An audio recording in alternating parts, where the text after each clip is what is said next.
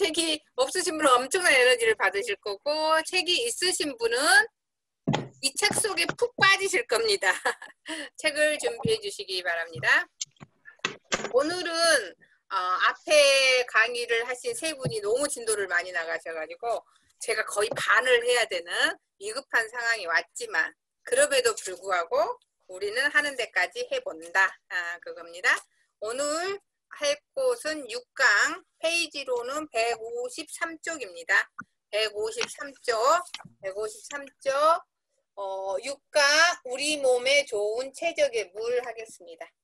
우리 몸에 좋은 최적의 물 하도록 하겠습니다. 누가 최적의 물 하겠습니다. 책을 모두 펴셨나요? 모두 펴시고, 모두 펴셨는지 확인차. 네, 2학년 선생님이 읽어주세요. 이 부분만. 우리 몸에 좋은 최적의 물 밑에 사람은 70%.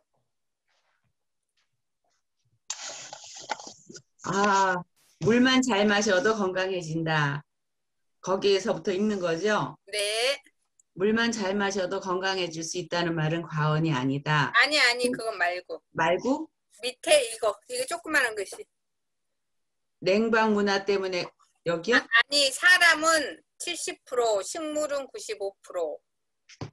사람은 70%? 건강원리 6강, 우리 몸에 좋은 최적의 물. 첫 장이요? 네. 사람은 70%, 식물은 95%, 동물은 80%가 물이다. 이는 자연에 존재하는 생명체에게 물이 얼마나 중요한지를 잘 보여준다. 하지만 물을 너무 차게 해서 마시거나 지나치게 많이 섭취하면 문제가 된다. 또한 지금처럼 환경오염이 심할 때는 반드시 정수된 물을 마셔야 건강을 지킬 수 있다. 평균 pH가 7.4 전후에 약 알칼리수를 마시면 우리 몸에 매우 좋은 역할을 한다. 이렇게 잘 정수된 물을 마시기 위해서는 정수기의 선택이 중요하다. 어떤 필터를 써서 어떤 방식으로 정수하는지 미네랄의 존재 여부에 매우 중요한 영향을 미치기 때문이다. 네, 감사합니다. 오늘은 우리가 우리 몸에 좋은 최적의 물을 고르는 선택 기준에 대해서 제일 첫 장 6강에 대해서 보도록 하겠습니다. 내 몸은 70%가 없어. 내 몸은 70%가 물이고, 식물은 95%가 물이고요. 동물은, 일반적인 동물은 80%가 물이라고 합니다. 그래서 우리가 야채를 먹으면 물을 많이 섭취하게 되는 거죠, 간접적으로. 특히 오이 같은 경우는 더 많은 물을 섭취할 수 있게 되는 거죠. 그러면 내 몸의 70%가 물인데 우리가 야채, 과일만으로 물을 섭취할 수 없기 때문에 실제로 퓨어 워터, 그러니까 순수한 물을 좀 먹을 수밖에 없게 되거든요. 그러면 어떤 물이 좋은가? 기본적으로 내 혈액은 pH, 농도가 7.35에서 7.4 정도의 농도를 갖고 있습니다. 그러면 우리가 마시는 물은 혈액이 7.4 정도 되는데 마시는 물은 어느 정도여야 좋을까요? 똑같이 우리 혈액의 농도랑 같아야 가장 좋겠죠. 그래서 사람들이 보통 많이 하는 말이 산성비, 몸에 안 좋다? 산성 음식, 몸에 안 좋다라고 얘기하는 게, 아무튼 산성은 안 좋은 것 같아요. 뭔지는 모르겠지만 산성이 내 몸 안에 들어가면 안 좋은 거죠. 왜 그럴까 생각을 해보면 내 몸은 약알칼리이기 때문입니다. 그래서 약알칼리에 이렇게 물을, 그리고 보통 정수기를 쓰는 이유는, 왜 정수기를 사용을 할까요? 그냥 수돗물 먹어도 되잖아요. 저기 산에 가면 그냥 약수물 그냥 먹을 수도 있는데, 예전에 그냥 먹었잖아요. 우물물도 그냥 떠서 먹고. 예전에는 다 그러고 살았는데 요즘에는 왜 그러지 않을까요? 환경오염이 심해져서요. 더러워서. 그러니까 맞아요. 얼굴 없으신 안국 사장님이 얘기해 주셨습니다. 네. 그러니까 더러워서. 보이진 않지만 겉으로 보기에는 다 투명해서 다 똑같은 물인 것 같은데 결국은 그 안에 뭔가가 있을 것 같으니까 못 먹고, 그건 먹고 식중독에 걸리거나 질병에 걸린 케이스들이 한 건, 두 건 이렇게 생기다 보니까 우리가 맘 놓고 먹을 수가 없는 거죠. 그러면은 우리가 그래서 많은 사람들이 정수기, 거의 집집마다 다 정수기를 씁니다. 정수기를 다 쓰는데 그러면은 내가 정수기 쓰는 이유가 뭘까?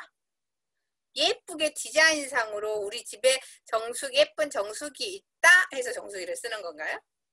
그러지는 않을 거 아닙니까? 정수기를 쓰는 이유는 분명히 있을 거예요. 왜? 좋은 물 먹으려고. 그럼 좋은 물의 조건이 뭘까? 한번 볼까요? 좋은 물은 결국은 그러니까 몸에 안 좋은 건 없고 몸에 좋은 건 그대로 남아있으면 가장 좋겠죠. 몸에 좋지 않은 건 없고 몸에 좋은 건 그대로 남아있는 물이 좋을 것 같습니다. 그럼 물은 예전에 선조들이 드셨던 물들 있잖아요. 이 물은 지금 우리가 많이 먹고 있는 차가운 냉장고에 있는 물처럼 차가운 물이었나요? 보통 상온의 물. 이렇게 이제 우물물 이렇게 떠서 거기에다가 혹시 그것도 급하게 목마를 때 차갑게 먹으면 혹시 체할까봐 현명한 현숙한 여인들이 그 우물가에 물을 줄 때 어떻게 줬어요? 우물가 옆에 있는 버드나무잖아요. 네, 그걸 살짝 떼서 이렇게 주는 그런 지혜를 가질 정도로 약간의 그 상온에 있는 물, 내 체온과 가장 비슷한 물을 마시는 게 가장 좋았습니다. 그래서 지금 현대인들의 많은 질병은 냉방병이라고 불러요. 차가운 걸 많이 먹어서. 정말 냉장고가 생겨서 집집마다 냉장고 하나 가지고 계신 분? 많지 않죠. 보통 2개, 3개. 백기순 사장님 같은 경우는 한 3개 있으실 것 같아요. 김치를 워낙 잘 담으시니까. 그러니까 다 냉장고에 들어가서 좋은 점은 오랫동안 보관할 수 있다는 거 참 좋지만 우리가 어쩔 수 없이 차가운 걸 계속 먹을 수밖에 없는 거죠. 이 차가운 음식이 들어가면 내 몸은 다시 내 몸과 혈액과 비슷한 온도로 만들어줘야 되니까 에너지가 들어가게 되는 거죠. 그래서 많은 질병들이 차가운 음식을 많이 먹어서 냉방병이라고 부르죠. 차가운 음식을 많이 먹어서 생긴다. 특히 내 몸의 70%나 되는 건 너무 차가운 거 많이 먹잖아요. 봄, 여름, 가을, 겨울 할 것 없이 커피를 드시는 분, 아이스 커피만 이렇게 드시는 분도 있으시죠. 그리고 냉장고에 있는 콜라가 아니면 또 안 드시고 냉장고에 있는 음료수가 XX가 아니면 안 드시는 분들도 의외로 많으시죠. 무조건 차가운 거. 차가워야 맛있다. 이제 이런 공식도 많이 사람들이 갖고 있는 것 같은데, 그래서 이제 차가운 걸 많이 먹게 되면은 몸이 아무래도 냉해지죠.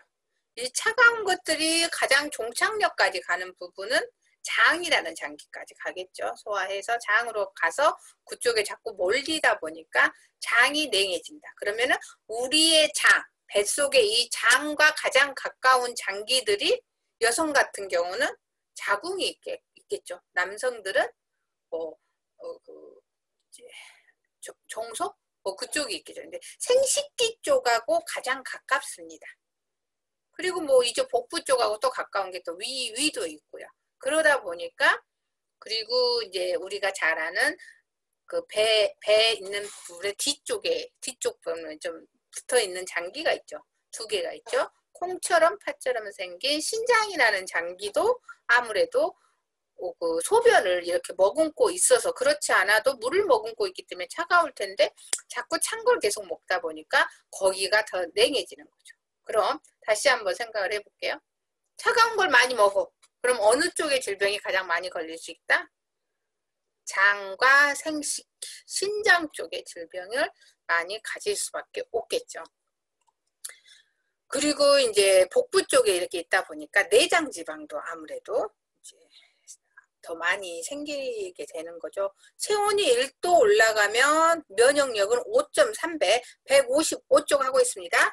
이 책 155쪽 하고 있습니다. 현재 155쪽 가운데쯤 하고 있습니다. 체온이 1도 올라가면 면역력은 5.3배 증가하고 체온이 1도 내려가면 면역력은 30% 감소된다. 물이 부족해도 질병이 생기지만 물이 너무 많아도 질병이 생긴다. 지금 엊그저께 비가 왔잖아요. 토요일에 비가 왔죠.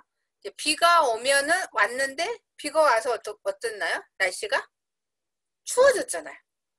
지금 그 전만 해도 엄청 더워가지고 봄 없이 여름 오나 그 정도로 꽃도 다 만개하고 꽃이 다 떨어져 버렸는데 갑자기 비가 오니까 또 추워서 이렇게 몸을 아무래도 외투를 하나 더 입게 되고 그런 것처럼 내 몸에 물이 너무 많아도 사실 물이 정말 많이 필요하거든요. 70%나 되니까 물이 너무 많아도 몸이 차가워진다. 그 부분을 아시면 좋을 것 같고요. 제가 오늘 볼 부분 계속 넘겨서 볼 건데요. 큰 제목 위주로 볼 겁니다. 156쪽 보겠습니다. 그래서 제가 설명했듯이 상온의 물을 적당히 마시는 게 가장 중요하다. 157쪽 물은 마시는 시간도 중요합니다. 아래쪽에 보면은 내 몸은 삼투압을 합니다. 삼투압. 삼투압이라는 것은 농도가 낮은 곳에서 높은 곳으로 이렇게 이동. 삼투압이 뭔지 몰라. 배추를 절인다고 하죠. 배추를 절일 때 뭘 뿌려요? 소금을 쫙 뿌려. 소금을 쫙 뿌리면 배추가 어떻게 돼요? 아까 식물의 몇 퍼센트가 물이라고 그랬어요? 우리가? 식물의 몇 프로? 95%. 95%. 배추에 있는 95% 물 중에 소금을 쫙 뿌리니까 걔가 배추에 있는 물이 밖으로 나와버린 거죠.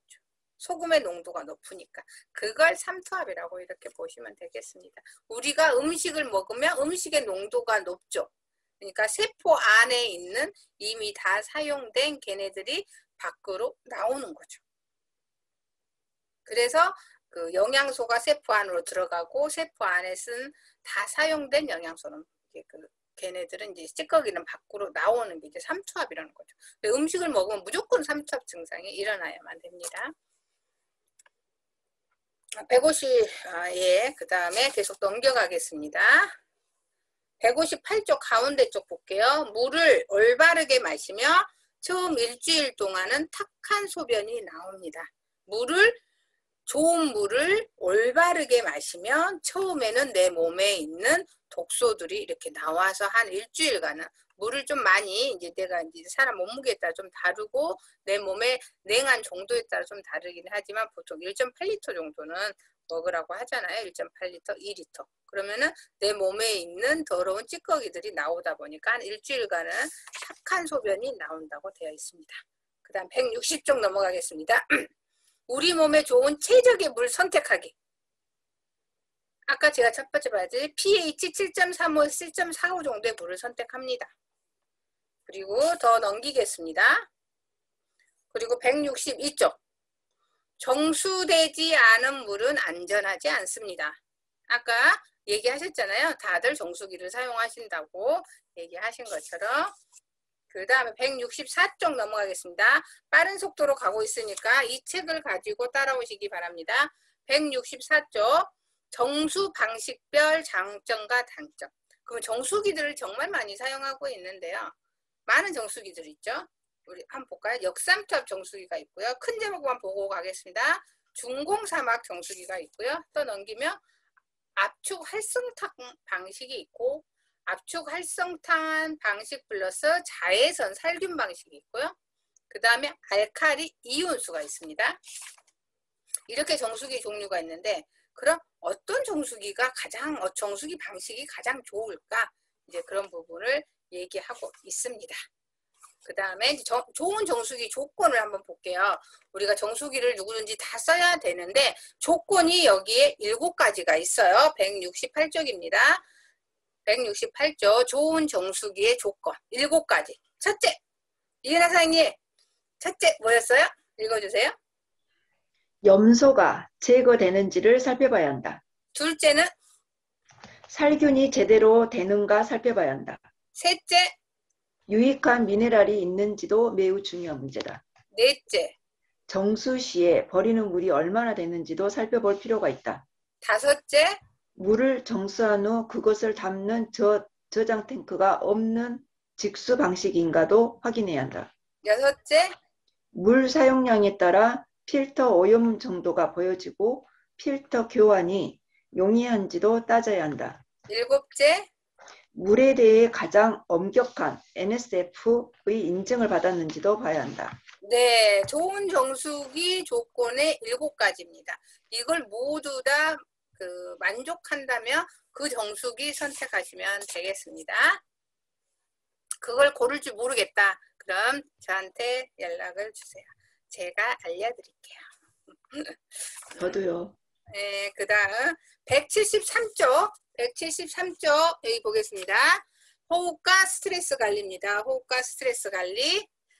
예쁜 미소를 짓고 지난번에 스타벅스 커피 쿠폰까지 받으신 우리 백기전 선생님이 밑에 있는 글씨 좀 읽어주실 수 있겠어요? 안 돼요? 원장님 책이 없어요. 너무 네, 감사합니다. 그럼 정종무 선생님께서 좀 읽어주시겠어요? 네. 호흡과 스트레스 관리. 호흡도 건강에 매우 중요한 역할을 한다.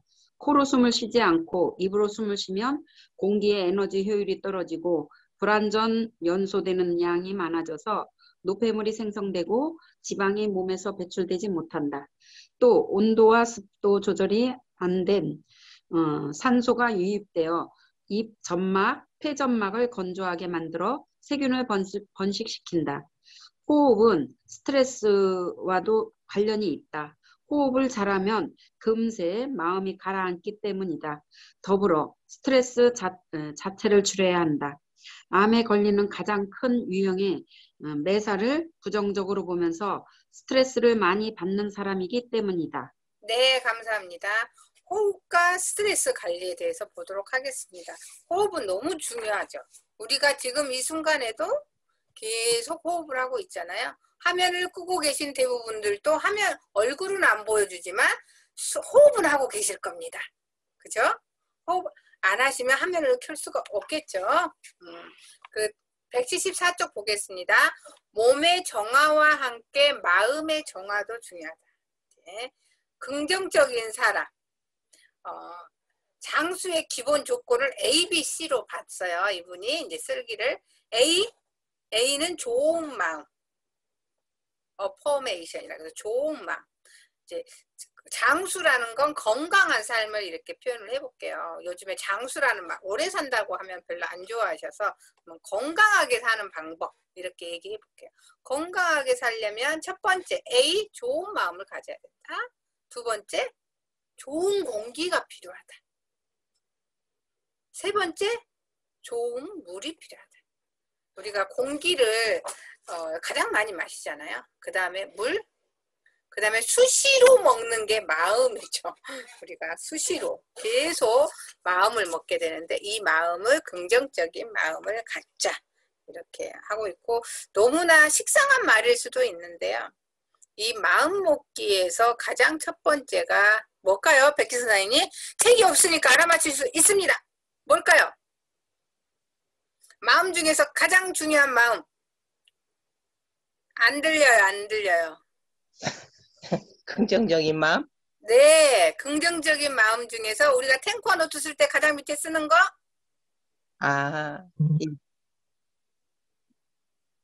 가장 밑에 쓰는 거? 네, 꼭 3가지 쓰라고 그랬죠. 제가 말해. 일기 하루 정리하는 마음? 땡, 가감하게 땡입니다. 가감하게 땡. 알았어요. 우리 3가지 꼭 적자고 하잖아요. 네. 감사. 네, 감사. 감사. 그 네, 말이 얼른 백기 생각이 안 선생님 나시네. 예쁘게 웃어줘서 감사. 감사합니다. 네, 감사. 그러니까 이제 좋은 마음을 갖기 위해 첫 번째는 너무도 식상할 수 있지만 감사라고 이렇게 얘기를 하고 있습니다. 그래서 감사 이렇게 성공하신 분들의 많은 사람들 그리고 성공도 성공이지만 얼굴을 보면 막 웃고 싶은 사람들 있잖아요. 나 저 사람처럼 닮고 싶은 사람들은 항상 감사를 해요.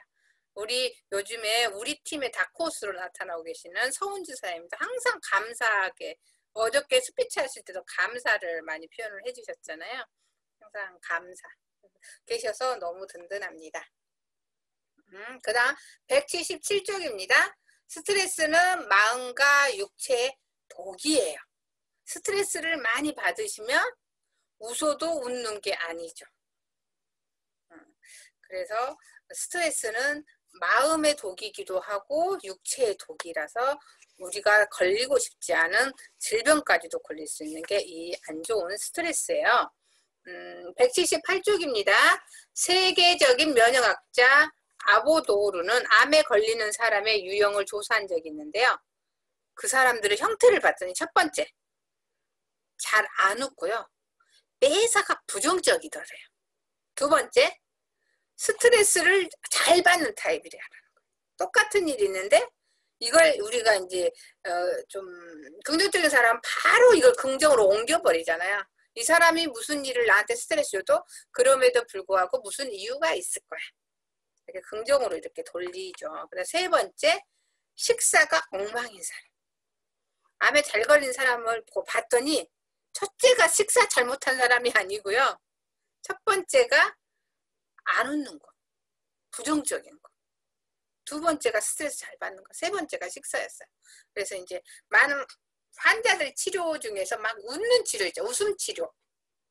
사실 우리가 여기서도 하면 안 보이지만 한번 크게 한번 웃어볼까요? 억지로 웃으면 하하하하 이렇게 웃다 보면은 나의 스트레스도 없어지고 내 마음에 긍정이 올라온다는 거죠. 그래서 억지로라도 웃어라. 그래서 웃음 치료가 사실 실제로 효과도 있고 이제 병동 가면은 가장 인기 있는 게 웃음 치료죠. 이제 근심 걱정 다 날려보려고 웃는 거죠. 크게 웃는 게 가장 좋습니다. 그리고 179쪽 보면은요. 스트레스는 어디를 가장 문제를 일으키냐면은 췌장을 혹사시킨다고 되어 있습니다. 스트레스가 아주 많으신 분들은 췌장 주의하시기 바랍니다. 우리가 스트레스 받으면 모든 건 어디로 가요? 머리. 스트레스 받으면 머리에 막 열나죠. 이렇게 스팀 나와 막 그러신 분들 있잖아요. 스트레스 받으면 이제 머리 쪽에 이제 모든 그 에너지가 이쪽으로 머리 쪽으로 이렇게 가기 때문에 모든 우리 총사령관은 머리에 있기 때문에 이 머리 쪽에 문제가 훨씬 더 많이 발생할 수 있고요. 181쪽 넘어가겠습니다. 호흡과 깨끗한 공기의 중요성. 혈액과 림프와 기가 순환하고 있죠. 우리 몸에는 혈액은 말 그대로 빨간 피. 이렇게 딱 하면 칼로 딱 베면 빨갛게 나오는 피. 이게 혈액이죠. 근데 여기에 요즘에 누가 내가 좋아한다고 했나? 아무튼 이게 뭘 나오면 빨간 거 말고 뭐라고 하지? 그게 초록지? 예, 그런 것처럼 약간의 그 맑은 물은 아니고 좀 오염된 물 같은 거 있잖아요. 그런 게 바로 림프. 림프. 그러니까 빨간 건 혈액이고요. 이런 액상, 우리가 말하는 약간의 액상을 바로 림프 쪽이라고 보시면 됩니다. 그리고 내 몸에는 느끼지 못하는, 항상 얘기를 하죠만은 느끼지 못하는 이 기운이라는 게 있잖아요. 홍길이 사장님을 만나면 홍길이 사장님의 그 알지 못하는 그 기운, 그리고 서은주 사장님이 말씀하시면 서은주 사장님에서 느껴지는 그 기운, 그리고 박지연이가 말하게 되면 박지연이한테 느껴지는 그 기운, 그리고 음침한 어떤 부정적이신 분들 있잖아요. 악한 사람들 말을 하면 사실 그런 기운도 우리가 느껴지거든요. 우리가 실제로 눈에는 보이지 않지만 그게 다 흐른다고 합니다. 그러니까 내 몸에는 혈액이 흐르고요. 혈액은 빨개요. 무섭지만은 거기에는 엄청난 것들이, 내 몸을 살리기 위한 엄청난 것들이 들어있어요. 영양도 있고 산소도 있고. 그렇죠? 그 다음에 이거는 이제 상수도라고 생각하면은 아까 이 뽀드락지라든지 이렇게 이제 액체 있잖아요. 액체 이제 약간 맑지는 않지만 이제 그런 우리가 뭐 피지 뭐 그런 류의 액장이 이제 림프죠. 림프는 내 몸의 하수구라고 생각을 하시면 되고 또 하나가 더 있다고 제가 방금 말했죠. 뭐 이은하 사람한테 느껴지는 그 기운, 기. 그런 다른 용어로 보통 많이 쓰는 이 용어를 이제 기라는 용어로 가장 많이 하죠. 우리 몸의 혈액은 보통 4에서 5리터 정도 되고요. 림프는 우리가 피가 더 많이 나와요. 그 뽀드락지라든지 이런 게 액이 더 많이 나와요. 내 몸에서. 액상이 훨씬 많이 나오죠. 우리가 뭘 짜도 액상이 훨씬 많이 나오잖아. 피보다. 그러다 보니까 림프는 혈액보다 2~3배가 많아요. 혈액은 4에서 5리터라고 하면 림프는 12에서 15리터 정도 됩니다. 그래서 림프는 혈액과 피부 사이에 위치한 투명한 관으로 지방과 노폐물이 흐르는 곳이에요. 노폐물. 혈관은 상수관이고 아까 말한 림프는 하수 처리관이라고 생각하면 되고요. 상처가 났을 때 모세혈관이 손상되면 혈액이 나오고 림프관이 손상되면 노루스름한 체액이 나오는 거죠. 그게 바로 림프입니다. 혈액이 맑으면 림프도 맑고요. 혈액이 탁하면 림프도 탁하죠. 림프가 제일 많이 모이는 곳이 어디래요? 이거 되게 중요해요. 림프가 가장 많이 모이는 곳이 182쪽 위에 쪽 있고 있습니다. 어디요? 우리가 상상하지 못했던 부분이요. 책 안 갖고 계신 서은주 선생님 책 갖고 계세요? 없어요? 그럼 대답해 주십시오. 스피커 켜시고. 림프가 가장 많이 들어있는 내 몸의 장기는 어딜까요? 서은주 선생님. 림프가 많이 있고? 네. 내 몸의 장기 중에서. 책 있는 사람은 말하면 안 돼. 없는 사람만 말할 기회가 있습니다. 장기 중에? 네. 백기 선생님 말하셔도 돼요. 책 없으시니까. 스피커 켜시고.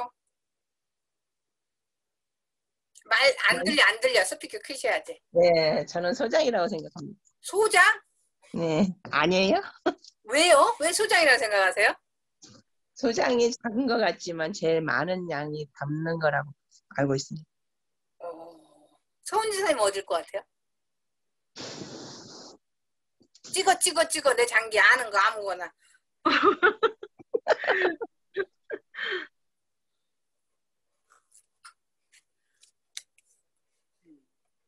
잘 모르겠는데요. 모르는 장기는 없는데. 백기 선생님 너무 잘 맞추셔서. 소장이에요, 소장. 네. 정말 대단하십니다. 림프가 가장 많이 모인 곳이 소장이라고 합니다. 그래서 장이 안 좋은 사람이 림프가 탁한 거죠. 이 부분.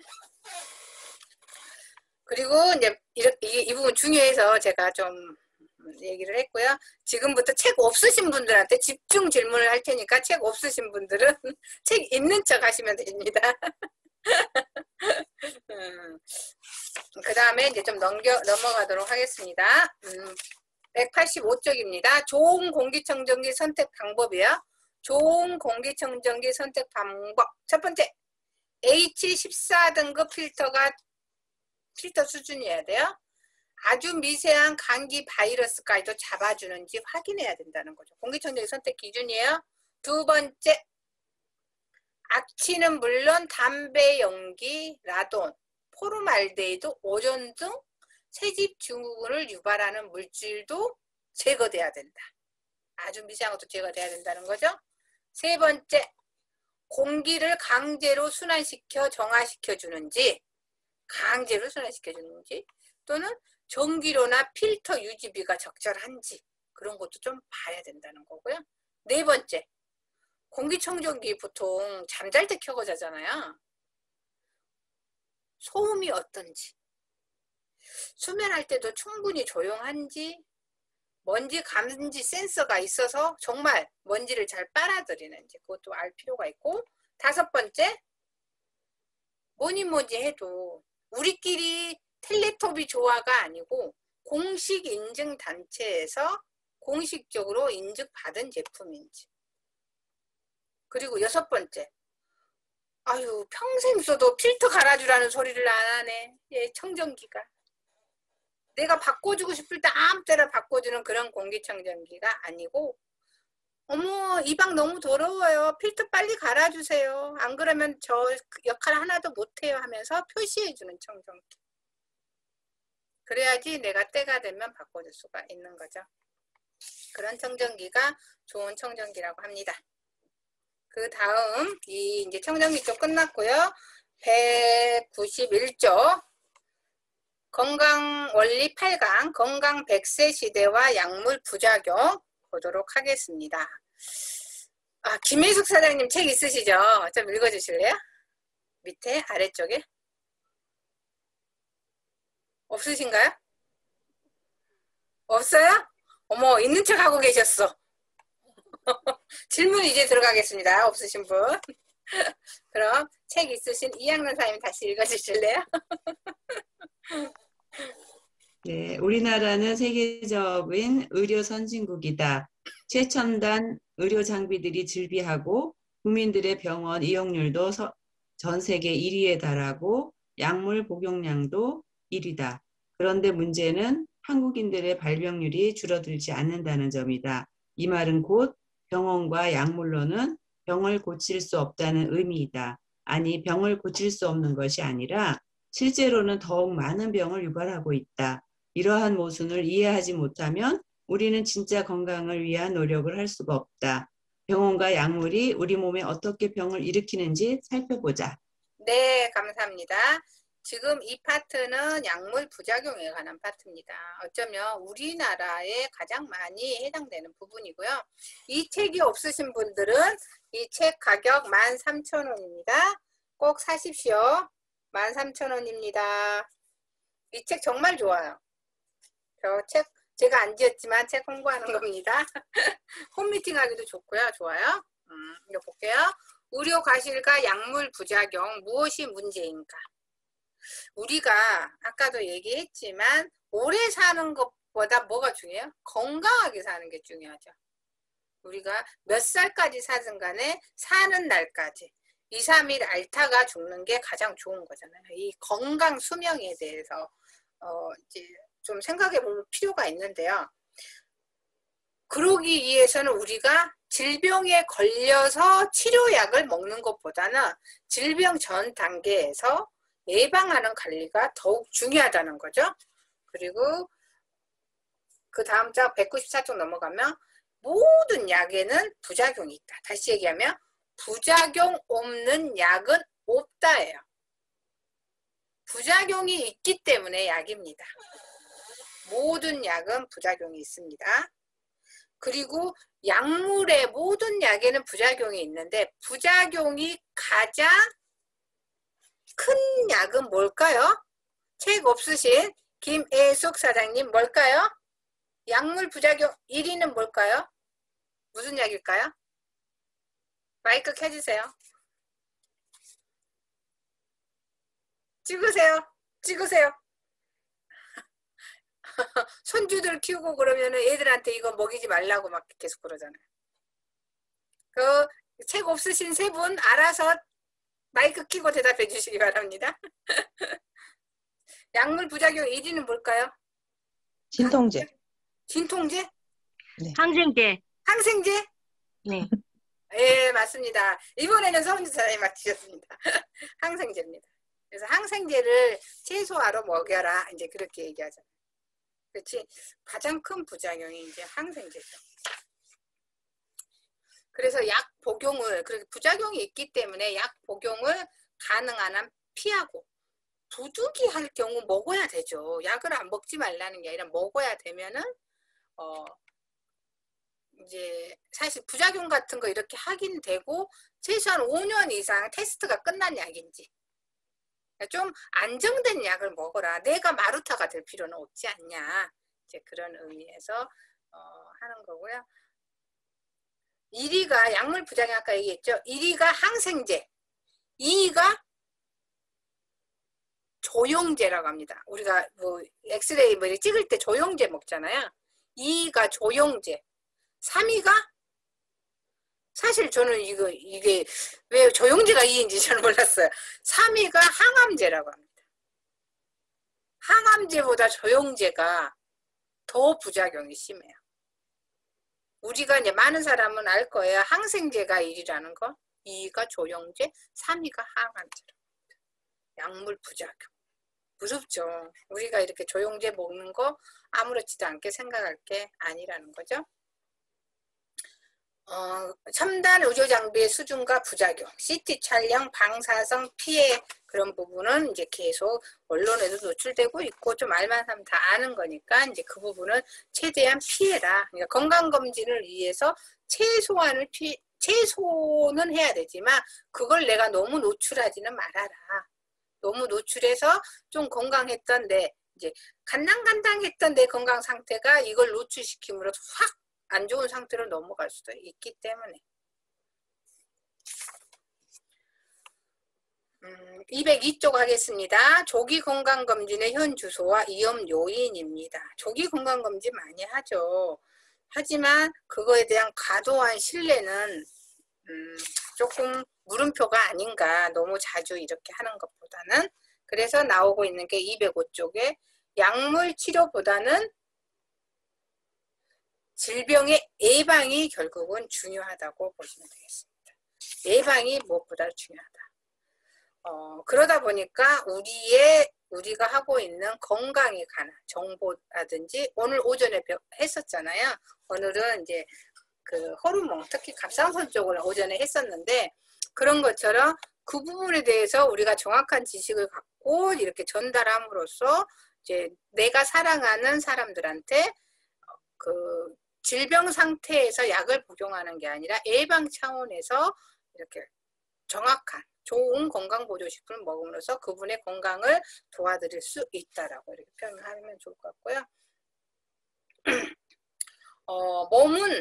내 몸은요 영양소로 구성되어 있죠. 207쪽 가운데 하고 있습니다. 책 있으신 분 207쪽 가운데 몸은 영양소로 구성이 된다. 어떻게? 음식을 먹었어요. 이 먹은 음식이 소화가 돼서 흡수가 되겠죠. 어떤 형태로 흡수가 되죠? 그걸 뭐라고 부르지? 박 선생님? 영양소. 안 들립니다. 혼자 얘기하시면 안 들립니다.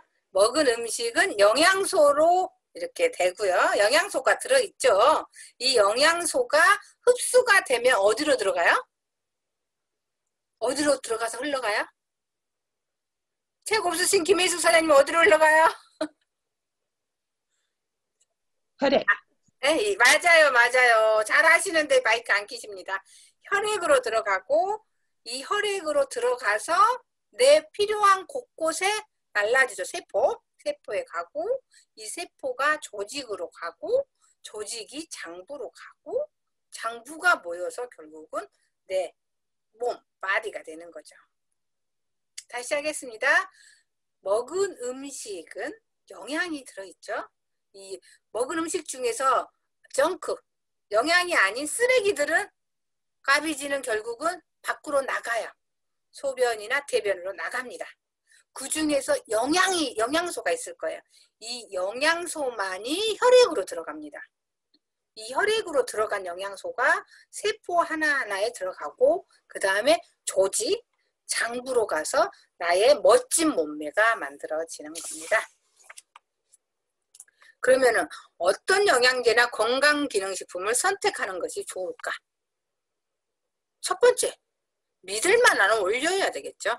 원료. 아니 이게 어디서 들어온 것도 모르는데 우리가 먹을 수는 없잖아. 그죠? 그 다음에 그리고 원료는 원료인데 얘가 부산물이 식물인지 석유인지 사실 그것도 알아야죠. 내 몸에 들어가 있는지. 식물인데 GMO인지 정말 믿을 만한 유기농 제품인지. 내 몸인데 내 몸 너무 소중한데 가격 차이가 많이 안 난다면은 내 몸은 너무 소중하니까 좋은 걸 선택해야겠죠. 그러면은 이렇게 만든 제품인데 이 제품 들어갈 때는 정말 많은 영양이 들어있는데 만들고 났더니 하나도 없어. 제조 과정에서 영양이 다 손실되는 경우도 너무 많잖아요. 그렇게 되어 있는지. 그래서 내가 만약에 모든 건 문제가 생길 수가 있죠. 문제가 생겼을 때 이 회사가 끝까지 책임져 줄 수 있는지. 그러기 위해서는 처음부터 끝까지 한 회사에서 관리하는 게 가장 좋겠죠. 그리고 뭐니 해도 나는 한국인, 사랑하는 너무나 자랑스러운 한국인인데 내가 먹는 음식이 저기 유명하다는 아주 건강보조식품을 만든다는 미국 거야. 근데 걔네들은 미국 사람을 위한 식품이겠죠. 아무래도 미국에서 만들었으면. 한국인들을 위한 건지, 나한테 정말 소중한, 나한테 중요한 건지, 사랑하는 내 아이한테 딱 맞는 건지. 내 아이는 아프리카 아이가 아니고 서양 아이가 아니고 동양인, 한국 아이거든요. 그리고 뭐니 해도 고를 때 회사, 정말 믿을 만한 회사인지. 그걸 고른 거. 이런 몇 가지 선택 기준이 있거든요. 이런 부분을 확인하고 선택하시면 내 아이들과 또 나와 내 아이도 너무 소중하고 내 남편도 너무너무 소중하지만 그거에 100배, 1000배만큼 소중한 건 바로 나예요. 이 나한테 너무나 소중한 나한테 정말 고귀하고 좋고 믿을 만한 그런 식품을 선택해서 내 입으로 이렇게 먹어주는 게 좋겠죠. 그 다음 208쪽 들어가겠습니다. 208쪽 이은하 사장님, 건강을 위한 주방과 가정요리 아래쪽 읽어주시면 감사하겠습니다. 아무리 몸에 좋은 식재료를 준비해 정성껏 조리해도 주방 도구에 문제가 있으면 음식이 독이 될 가능성이 있다. 냄비와 프라이팬에서 녹아나오는 중금속은 뇌, 신장, 뼈에 축적되어 다양한 생활습관병을 일으킨다. 더불어 조리할 때 무심코 사용하는 전자레인지 역시 인체에 악영향을 미치곤 한다. 한 연구 결과에 의하면 전자레인지를 사용할 때 식재료에 함유된 항산화 성분 중에서 최대 97% 이상이 손실되고 우리 몸에 해로운 발암물질을 생성하는 등 인체에 치명적인 영향을 줄 수 있다는 사실이 밝혀졌다. 그렇다면 대안은 무엇일까? 네, 감사합니다. 정말 우리가 아까 말한 정말 유기농으로 백기 선생님처럼 집 앞에 야채 키우고 뭐 키워서 먹었는데 요리기구와 함께 이제 지난번에 그 누구지 갑자기 나가셨나? 자꾸 시켰더니 나가셔버렸네. 그 브로콜리 이렇게 데모 해주셨잖아요. 브로콜리 데모 해주셨듯이 물을 팔팔 끓이고 그런 냄비로 이렇게 끓여버리면 내가 정말 소중하게 키운 내 텃밭에 키운 야채 과일이었지만 영양소는 다 그 후라이팬에 줘버리는 거죠. 그 냄비 속에 주고 그걸 싱크대에 버려버리는 거, 하수구에 버려버리고 나는 그 무늬만 먹게 되는 그런 현상을 나타낼 수도 있다는 거죠. 그래서 요리기구가 참 중요하다. 우리가 정말 제대로 된 비싸게 산 요리 재료를 또 내가 기껏 힘들게 키운 요리 재료를 우리 엄마 아빠가 농사지어서 주신 요리 재료를 가지고 그 영양을 그대로 내가 먹기 위해서는 요리기구가 참 중요하다. 그럼 요리기구를 잘못된 요리기구가 어쩌면 내 건강을 해칠 수도 있다는 거죠. 우리가 이제 공명기를 이렇게 하다 보면 중금속 수치가 이렇게 나오시는 분들 의외로 그 식습관 좀 잘못되시고요. 요리기구 너무나 사랑하는 알루미늄이라든지 그 코팅팬을 너무 많이 쓰신 분들은 어쩔 수 없는 것 같아요. 중금속 축적됩니다. 왜? 그게 편해서 그리고 빨리 끓으니까 싸니까 이렇게 해야 맛있어. 그렇기 때문에 중금속에서 나온 중금속에 의해서 김 여사님 다시 나타나셨습니다. 브로콜리 얘기했는데 사라지시고 나타나셨습니다. 그렇기 때문에 우리가 먹는 너무나 사랑하는 설렁탕, 갈비탕 이런 탕류에 중금속 수치를 재면 엄청 많다고 합니다. 왜요? 이 탕을 어디다 끓여요? 보통 알루미늄에다 얼마나 끓이죠? 밤새 끓이잖아요. 밤새 이것저것 잔뜩 밤새 끓이다 보니까 걔네들이 녹아나서 그 국물 안에 있죠. 그러니까 맛있기는 엄청 맛있는데 엄청 중금속도 많은 거죠. 그래서 그런 것들 탕을 많이 드시는 분들은 아무래도 중금속 수치가 올라갈 수밖에 없는 거죠. 근데 아까 누가 물어봤었는데 중금속 수치가 많이 먹어도요. 리은아 사장님과 제가 매일 식습관이 똑같아요. 매일 탕을 먹어요. 그리고 먹은 횟수도 똑같아요. 먹은 양도 같아요. 근데 실제로 혈액을 채취해서 중금속 수치를 측정을 해보면 이은아 사장님과 제가 달라요. 왜 그럴까요? 사람마다 분해하는 효소가 달라서. 홍 사장님 가끔 얘기하시잖아요. 시어머니 담배 돌아가실 때까지 피셨잖아요. 근데 건강하셨잖아요. 그 부분은. 그러니까 사람에 따라서 분해하는 효소가 다 다르다고 합니다. 흡연을 99세까지 하시고 가셨는데도 폐에는 아주 건강하신 분도 있어요. 하지만 몇 년 가스레인지 앞에서 일했을 뿐인데 폐 쪽에 심각한 문제를 발생하신 분들도 있는 거죠. 사람에 따라서 분해하는, 그러니까 이제 폐 쪽이라 하면은 이제 니코틴을 분해하는 그게 발달되신 분이 있고 알코올을 분해하는 게 발달되신 분들이 있다는 거죠. 그런 분들 생각하고 똑같이 행동해서는 안 된다는 거죠. 우리가 말하는 그 건강보조식품도 합성을 드셔도 멀쩡하신 분이 있어요. 하지만 합성 조금만 먹어도 문제를 일으키시는 분도 있어요. 그건 분해하는 효소가 다 다르기 때문입니다. 그 다음에 계속 넘어갈게요. 그래서 가장 좋은 요리기구는 스테인레스다. 코팅되지 않은 스테인레스가 내 건강을 살릴 수 있는 우리 같은 보통 사람들한테는 가장 도움이 되는 제품이고요. 전자레인지 폐에는 우리가 너무 잘 알고 있습니다. 우리나라처럼 전자레인지를 많이 쓰는 나라도 없다고 합니다. 왜 많이 써요? 편하니까. 너무 편리성만을 추구하죠. 너무 편해요. 냉동실에 있는 거 전자레인지 휙 돌리면 금방 데워져서 따끈따끈하게 먹을 수가 있어서 너무 편하죠. 냉동식품 너무 잘 돼 있잖아요.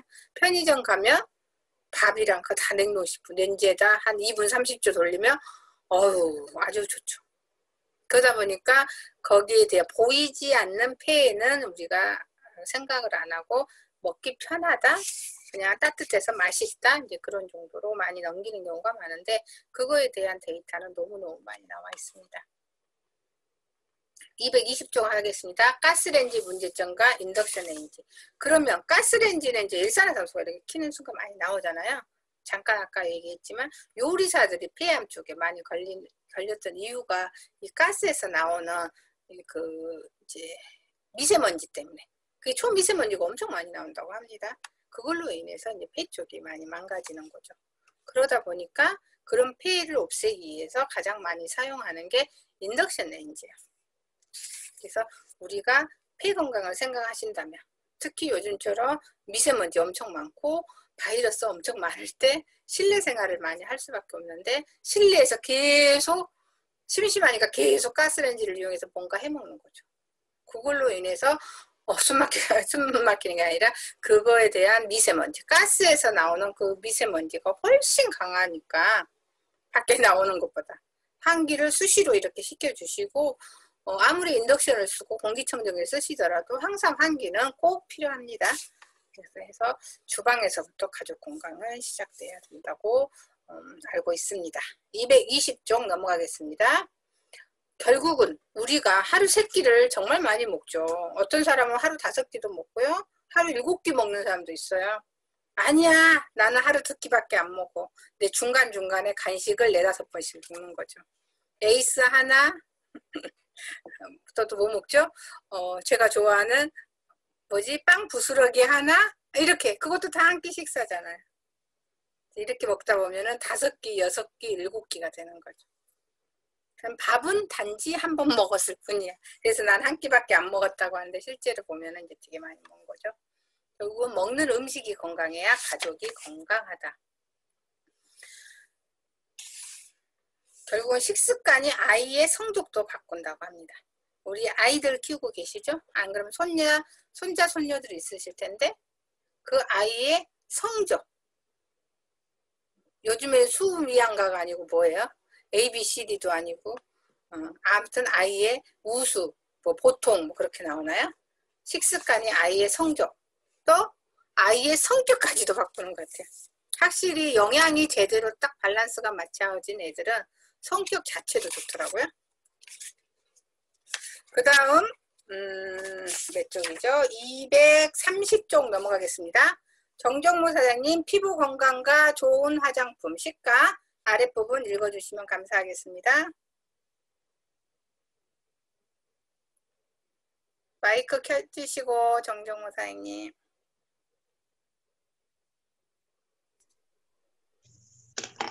우리는 피부를 건강하게 만들고 아름다워지기 위해 화장품을 사용한다.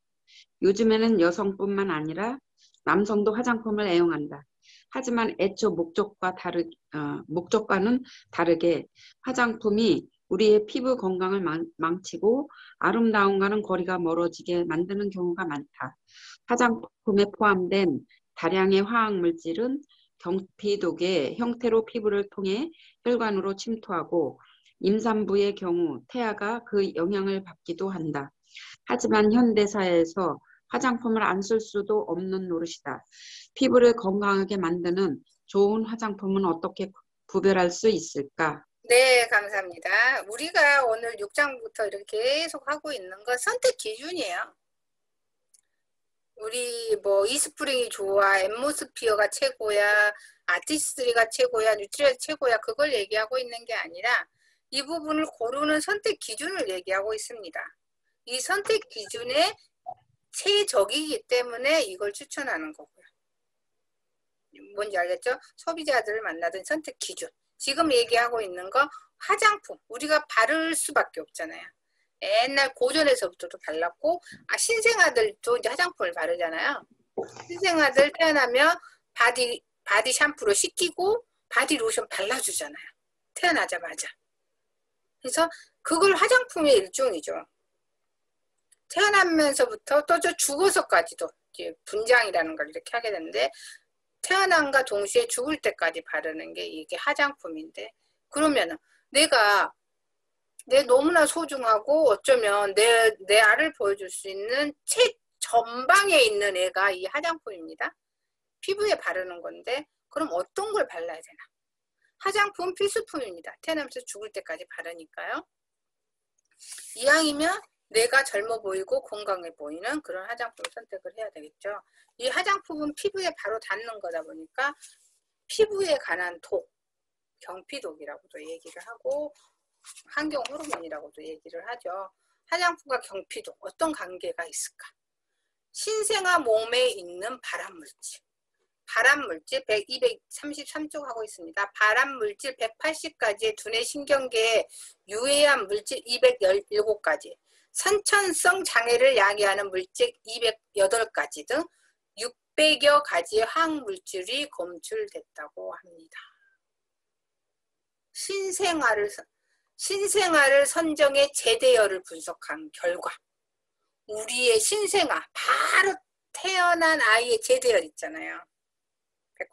제대열을 가지고 했더니 암 유발 물질이 180가지 이 막 태어난 아이가 바르게 뭘 발랐다고 두뇌 신경계 유해한 217가지 선천성 장애를 야기하는 물질 208가지 총 600여 가지 화학물질이 검출됐대요. 어떻게 된 걸까요? 누구한테서 온 걸까요? 막 태어난 아이가? 엄마한테 온 거죠. 엄마가 바르고 먹고 했던 것들이 우리 아이한테 다 간 거예요. 엄청난 거죠. 그래서 제대로 알고 화장품을 쓰자. 제대로 알고 우리 아이들한테 화장품을 주자. 바르자. 바르게 하자는 거죠. 237쪽 들어가고 있습니다. 피부의 구조. 그럼 피부의 대부분을 차지하는 건 진피층이에요. 우리가 겉으로 보이는 건 이게 표피층인데요. 이 표피층보다는 238쪽 이렇게 보면은 보이는지는 모르겠어요. 이 그림이 보입니다. 피부의 이 구조에 관한 그림이 잠깐만 책 없으신 분 컨닝 한번 하시고 네, 보입니다. 대부분은 진피층이에요. 진피층과 이제 피하지방 쪽이죠. 진피, 우리가 화장품 할 때 진피층까지 들어가는 게 좋아. 진피층이 이제 그 핵이 있어서 이제 걔네들이 밀려 나오면서 표피로 나오는 거죠. 그러니까 진피층이 건강해야지 결국은 내 몸은 이제 계속 때가 밀리듯이 각하주기를 위해서 얘가 이제 각하주기로 피부가 밖으로 이제 몰려 나가잖아요. 각질층이 벗겨지는 거잖아요. 진피층이 결국은 좋아야지 계속 나오는 피부결이 좋아지는 거죠. 그럼 피부는 하는 일이 화장만 잘 받는 걸까요? 피부가 하는 일이 총 8가지가 있습니다. 첫 번째 기능은 피부는 무슨 작용을 한다? 보호 기능을 합니다. 이 피부가 있어서 내부로부터 이렇게 보호를 하는 거고요. 두 번째는 피부가 하는 게 어디 있었지? 첫 번째는 피부 보호 작용을 하고 있고요. 두 번째는 체온 조절입니다. 체온 조절. 체온을 조절을 해주고요. 세 번째는 감각 작용입니다. 피부는 중추신경, 자율신경계의 신경 요소와 연결되어 있으며 일부 감각기관에 신경 종말 수용기가 있어 외부 자극에 대한 촉각, 온각, 통각, 통증 등을 느낄 수가 있죠. 네 번째는 분비 및 배설입니다. 그죠? 피부로 인해서 이제 뭐 때 같은 것 이렇게 나오잖아요. 이제 그런 것들은 이제 분비, 배설, 땀도 나오는 거고, 그리고 다섯 번째는 흡수죠. 우리 로션 바르면 잘 먹는다 뭐 그런 얘기 하는 듯이 흡수도 합니다. 여섯 번째는 비타민 D 합성 작용을 하는 거고요. 일곱 번째는 저장도 합니다. 피하지방 조직은 섭취한 영양분을 에너지원으로 사용하고 남은 영양분은 중성지방으로 변환해 피하지방에 저장시킵니다. 마지막으로 피부가 하는 일은 재생작용입니다. 정상 피부의 표피는 신진대사에 의해 기저세포가 분열되면서 새로운 세포를 점차 각질층까지 올려보내는 세포 재생작용을 합니다. 그리고 이제 그 다음에 242쪽 보면은 한섬, 피지성, 그리고 여드름, 피부 이렇게 이제 피부에 대해서 이렇게 나오고 있는데요. 암내, 이제 남 냄새 나는 거 있잖아요. 암내는 옷도 변형시켜줄 정도로 무서운 거고요. 모낭에 세균이 있으면 모낭충이라고 그러죠. 여드름을 훨씬 더 심화시키는 게 이제 이 모낭충입니다. 그러면은 피부에 좋은 화장품은 어떤 걸 선택을 해야 되나? 애국 제품? 이거 세계 애국 제품이야. 무조건 믿을 수는 없죠. 외국 제품이라고 무조건 믿을 수는 없어요. 나 어느 나라 갔다 와서 화장품 사왔다, 뭐 사왔다 하면서 이제 그걸 이제 좋은 것들도 있겠지만은 100% 믿을 수는 없다는 거죠. 화장품은 이제 그 성분에 따라서 석유계, 광물성 화장품도 있고 동물성 화장품, 식물성 화장품도 있습니다. 광물성이나 동물성 화장품은 유분기가 많고 식물성 화장품은 수분기가 많겠죠. 그러니까 우리가 나이가 먹으면서 유수분이 밸런스를 맞춰야 되기 때문에 이제 이거 골고루 사용을 하시라는 거죠.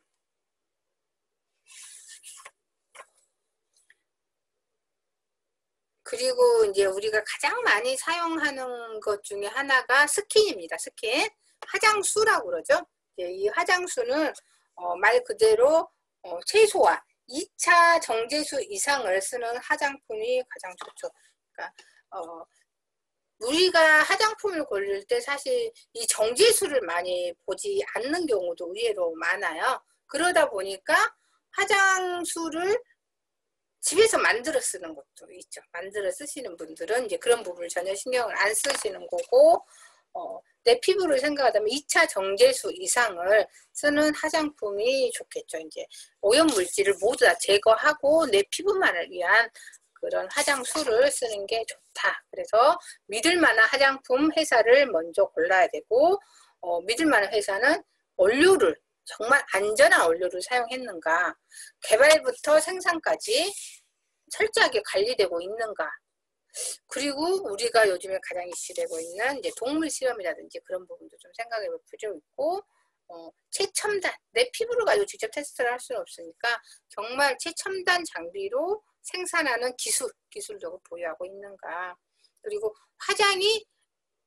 화장을 하고 나면 무거워, 빨리 화장 지우고 싶어, 그런 느낌이 아니고 가볍고 오랫동안 지속되는 기술을 보유하고 있는가. 피부가 맑고 젊게 유지시키는 기술을 보유하고 있는가. 예전에는 떡칠하는 걸 너무 좋아했잖아요. 두껍게, 내 피부 아닌 것처럼 정말 두껍게 이렇게 바르는 게 유행이었다면 요즘에는 내추럴, 그러니까 내 피부를 약간 보완해주는, 피부 결이 너무 중요시 하는 거고, 화장을 지웠을 때, 화장을 했을 때 무엇보다도 가장 중요시 하는 게 결국은 피부 결이다. 이 피부 결을 좋게 하기 위해서는 무엇보다도 원료에서부터 흡수까지 이 과정을 모두 보시는 게 좋을 것 같습니다. 오늘 아주 급하게 이 책을 모두 뗐습니다. 아주 급하게 이렇게 뗐는데, 사실 중요한 부분은 대부분 다 본 것 같고요. 이렇게 봤고, 책 없으신 분들이, 오늘 노 원장님이 안 계신 관계로 책 없으신 분들이 얼마나 잘 이해를 했는지 세 분의 스피치를 듣고 홍 사장님의 말씀을 듣도록 하겠습니다. 누가 먼저 하실래요? 알아서 마이크 켜세요. 제가 안 그러면 지정하겠습니다. 네, 김혜숙 사장님. 네, 안녕하세요. 안산에서는 김예숙입니다. 제가 항상 오늘만 어떻게 일찍 들어왔어요. 보다니까 사무실에서 책이 있어서 급하게 오는 바람에 책을 두고 가는 바람에 여지까지 처음부터 오늘처럼 이렇게 공부가 제일 이렇게 흡수가 좀 제일 빠른 것 같아요. 머릿속에 쏙쏙 들어오는 느낌을 많이 받았고요. 아마 이번에 시험 보는 결과를 아마 잘 볼 수 있을 것 같아서 너무 감사드립니다. 고맙습니다. 네, 책이 없어서 질문해서 잘 들어왔던 걸로. 그럼 네, 감사합니다. 그다음에 서은지 선생님. 서울에서 활동하는 서은주입니다. 박지현 사장님이 강의를 너무나 재밌게 알아듣기 쉽게 해주셔서 머릿속에 쏙쏙 더 잘 들어오신 것 같고요. 정말 강의를 너무너무 잘하셔서 부럽습니다. 그리고 오늘 박지현 사장님 덕분에 많은 것을 배워간다고 생각합니다. 감사합니다. 역시 질문을 당해야지 강의가 쏙쏙 들어오는 걸로. 백희 선생님 어떠셨나요? 이해도가? 네, 오늘 핵심만 쪽쪽 알아듣게끔 쉽게 설명해 주셔서 감사하고요. 다른 때보다 시간이 되게 빨리 갔네요. 재밌게 설명해 주셔서 감사하고 많은 걸 알게 해주셔서 감사합니다. 김기 화이팅! 다음부터는 계속 질문해야지 속속 들어오는 걸로. 예, 홍기 선생님 마무리 부탁합니다. 네, 빠른 속도로 열강해 주신 우리 박지현 사장님께 다시 한번 큰 박수 드립니다. 아무튼